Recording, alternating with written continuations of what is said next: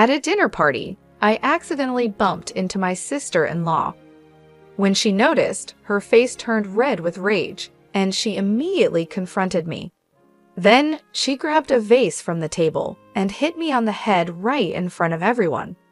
My brother sided with her, and at that moment, I decided on getting revenge and planned to call the authorities.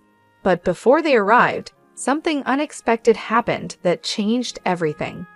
My name is Sarah Williams, and I'm a 31-year-old human resources manager living in a comfortable apartment in Seattle, Washington. I have always been drawn to the city, the dynamic culture, the vibrant tech scene, and the warmth of the community that echoes through every neighborhood. My job keeps me involved, and I take pride in my role. But the most cherished connection in my life is with my younger brother, Adam. Growing up, Adam and I were always close. He was the little brother I had wished for, and we shared numerous adventures together. I remember creating forts from blankets and wandering around the backyard for hours, lost in our imaginary realms. As he matured, our bond only grew stronger. I had always believed that nothing could separate us, especially when he began dating. When Adam introduced me to his girlfriend, Nicole, I was excited. She seemed ideal for him, charming, witty, and fun. The first time we met was at a family event. I remember watching Adam's eyes light up as he talked to her, and I couldn't help but feel a sense of joy. It was wonderful to see him so content. "Sarah, you're going to love her," he had said, practically glowing. "She's fantastic."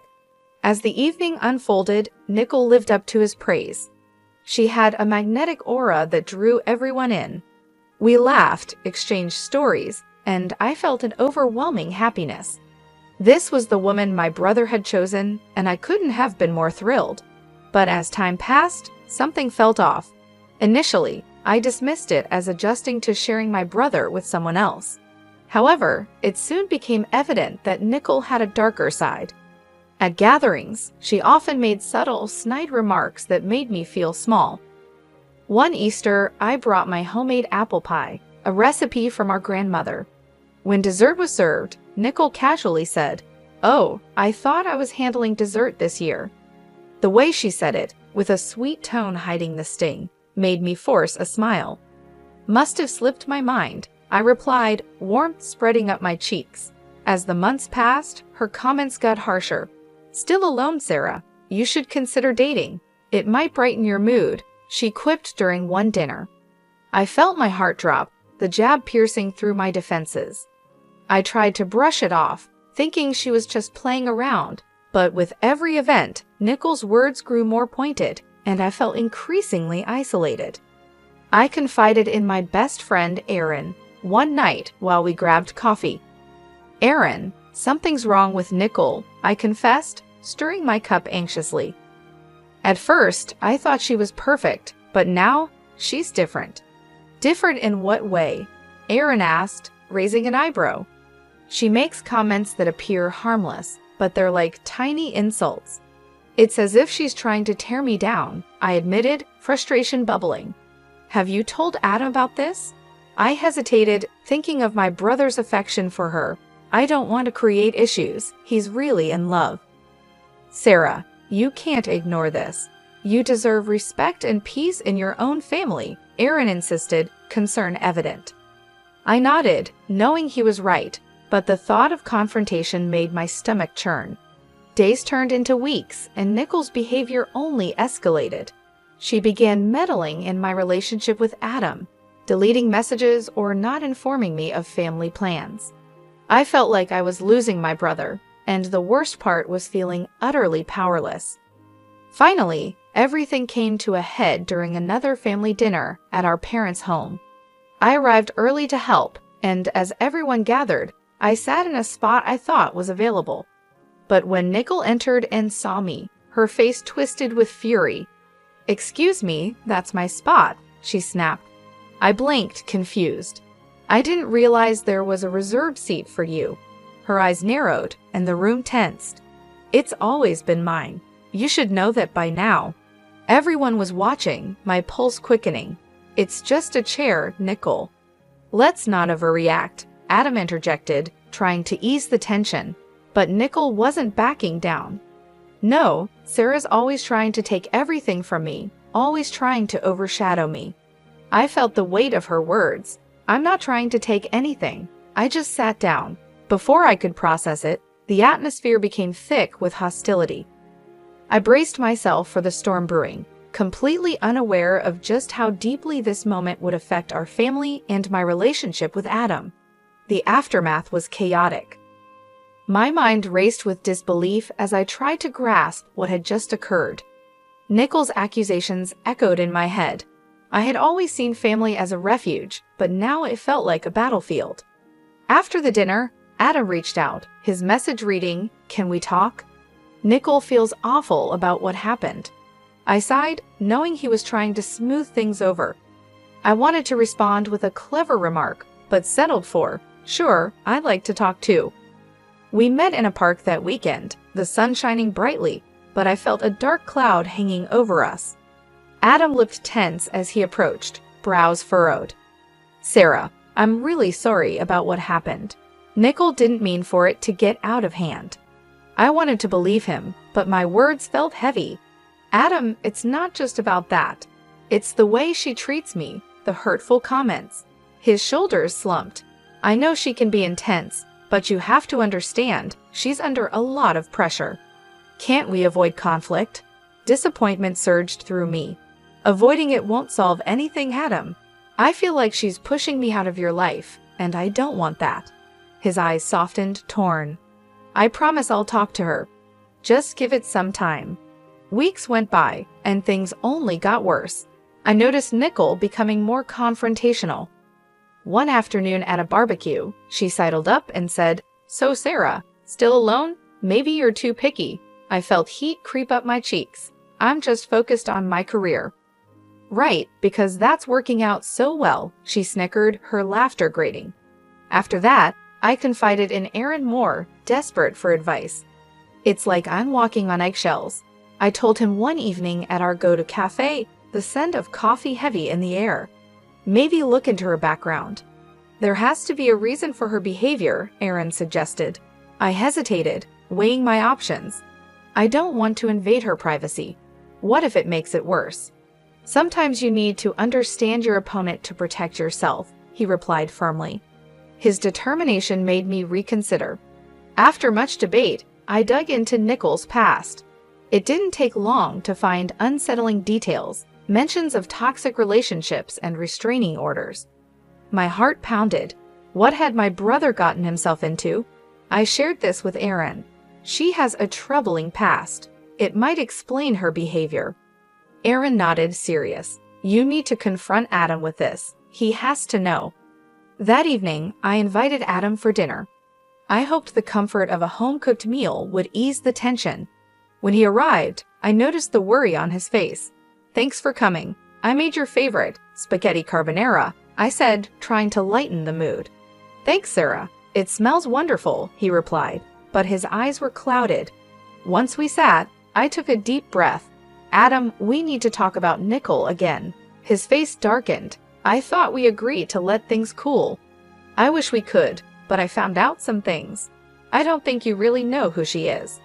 I revealed her past relationships, restraining orders, and her attempts to sabotage my work. "She's been spreading rumors about me, and I can't let her hurt you too."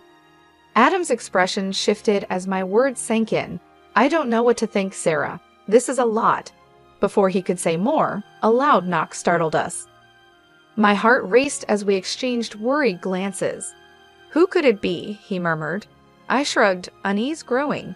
As he opened the door, a wave of apprehension hit me. Standing there was Nicole, her face flushed with anger and something else. "Fear? We need to talk," she demanded. Adam glanced back at me, torn. We were in the middle of a conversation. She ignored me, her eyes locked on him. "She's poisoning you against me." My pulse quickened. "I'm just trying to protect him, Nicole." "Protect? You mean control." "I know your type, Sarah," she spat, stepping closer. "Enough," Adam cut in, shaken. "Nicole, this isn't the time." She turned on me, venomous. "You think you can just waltz in and ruin my life." "I'm not trying to ruin anything. I want peace. Peace? You're tearing us apart. Rage twisted her features. In a blur, she snatched a vase from the table and swung it at me. I stumbled back, stunned as pain exploded across my forehead. Adam's eyes widened in shock. Nickel, stop. I touched the spot, feeling a bruise forming, tears stinging my eyes. You can't do this.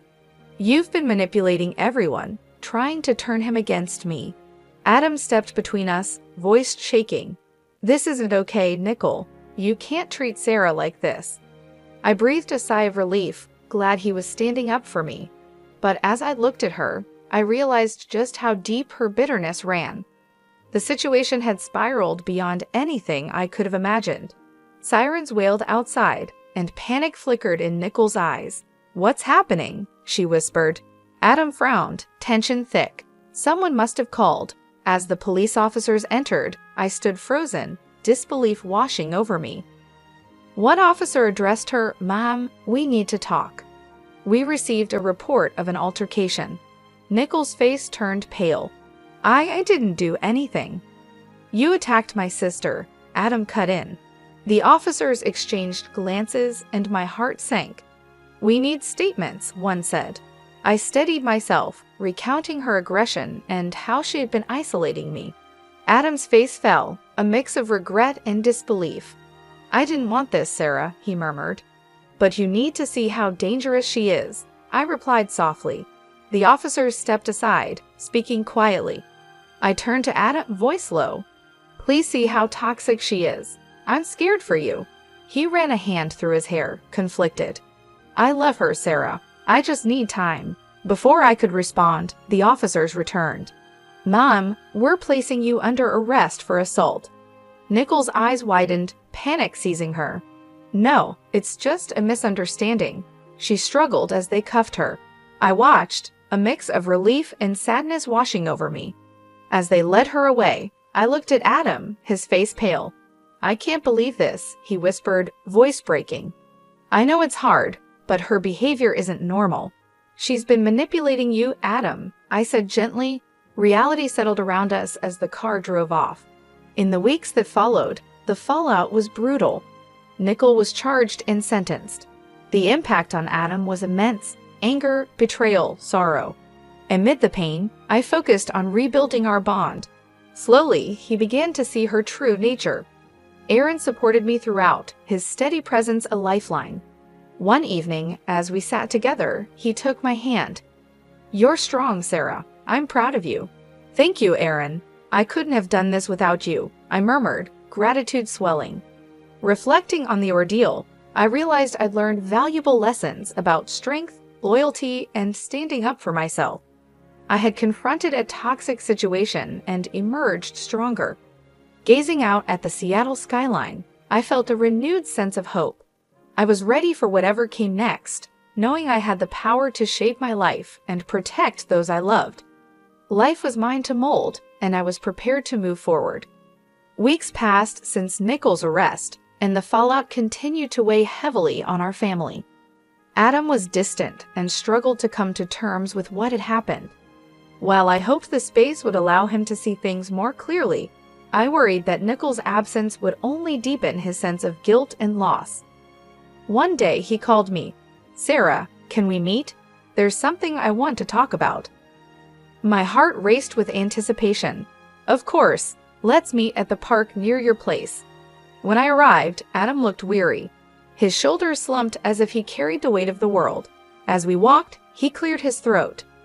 Sarah, I need to apologize, he began softly. I should have seen it sooner. I should have listened to you. Tears stung my eyes. Adam, it's not your fault. You were in love. But love isn't supposed to blind you like this. I feel like I let you down, and I let myself down. He paused, taking a deep breath. I've been going to therapy since everything happened, and my therapist has helped me see things clearly.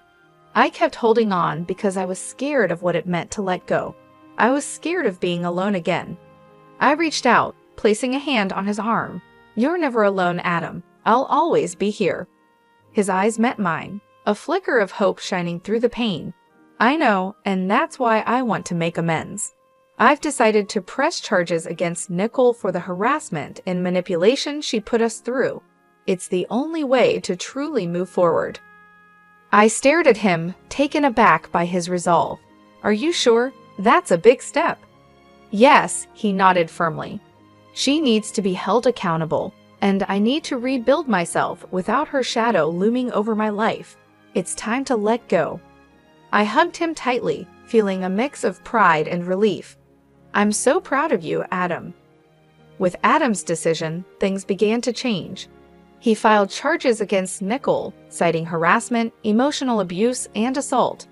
The legal proceedings were intense, but for the first time in a long while, I saw my brother standing up for himself. It was painful, but necessary, and he was surrounded by support, our parents, Aaron, and me. During the trial, Nicole's toxic behavior was laid bare for everyone to see. Testimonies from her previous relationships confirmed a pattern of manipulation and violence, and she could no longer hide behind her charm. When the verdict came, the judge ruled in favor of a restraining order, ensuring she would stay out of Adam's life permanently. As the gavel struck, Nicole's face remained emotionless, but when she glanced at me, I saw a flash of hatred, one that sent a shiver down my spine. Despite her legal loss, I knew she wasn't truly defeated. It would be naive to think otherwise. But I was prepared. I had faced her wrath once before, and I wouldn't let it consume my family again. Adam, on the other hand, was finally free. In the months that followed, I watched him heal. He reconnected with old friends, rediscovered hobbies, and focused on himself. Our relationship blossomed anew, and I was grateful every day to have my brother back. One evening, as we sat in a small cafe sipping hot chocolate, Adam turned to me, his expression earnest. "Thank you, Sarah, for never giving up on me." I smiled softly. "We're family, Adam. That's what family does." It took a long time, but our family found its rhythm again. Adam moved into a new apartment, one free of painful memories. He started volunteering at a local community center, finding solace in helping others. Our parents, once wary of stepping in, became more involved and supportive, ensuring Adam never felt isolated again. As for me, I channeled the lessons I'd learned into my own life. I focused on building healthier relationships and continued leaning on Aaron, who had been my rock through it all. Slowly, our friendship evolved into something deeper. One crisp autumn morning, as we strolled through a bustling farmer's market, Aaron took my hand in his. "You know, I've always admired your strength, Sarah," he murmured, his voice steady and warm. "I want to be there for you, like you've always been for others." My heart swelled. "You already are, Aaron," and I couldn't ask for more. We walked together, the promise of something new and beautiful blooming between us. And as I looked forward, I realized that my life, once overshadowed by a toxic presence, was now filled with light, love, and the strength I had always possessed. Life, as unpredictable as it was, had given me the opportunity to rebuild, and I was determined to embrace every moment.